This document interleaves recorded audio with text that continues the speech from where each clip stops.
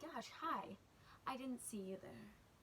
My name is Christina Bazium, and today I will be talking to you about operons. Before we jump into that, however, I'm gonna just tell you a little bit about proteins. So proteins are just so important. Oh my gosh, I love proteins. Proteins are just so awesome. So proteins not only build, but they also repair our tissues, and they also make enzymes and hormones, and they help create like our strong bones, muscles, cartilage, and our skin. Like, wow, go proteins, am I right? Anyways, so there's a very important thing that you can't forget about a protein, and that is the central dogma of like protein synthesis.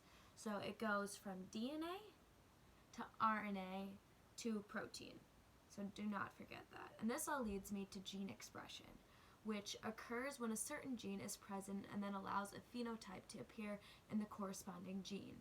And make sure you don't confuse gene expression with gene regulation, because gene regulation is used to turn on or turn off the production of a specific gene's products.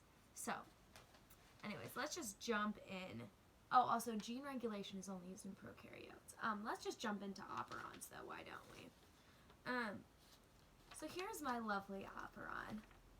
It's so cool. So the first part of my operon is the promoter. And the promoter is the region where your RNA polymerase is going to bind to.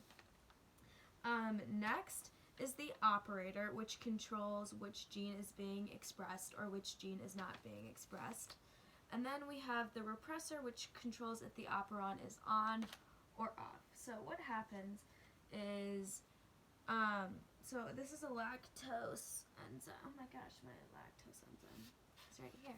Okay, so this is a lactose operon, which means that when the lactase comes in and binds to it, it changes the shape of the repressor.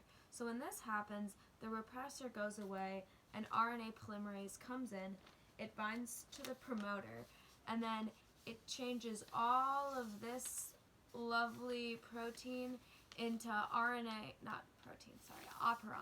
into RNA, and then into protein. And so then once that finishes, it's kind of done. Your lactose comes back in, your repressor comes back, to business. And yeah, so when your repressor is brought back, then the whole process halts and your protein gets a nice break. So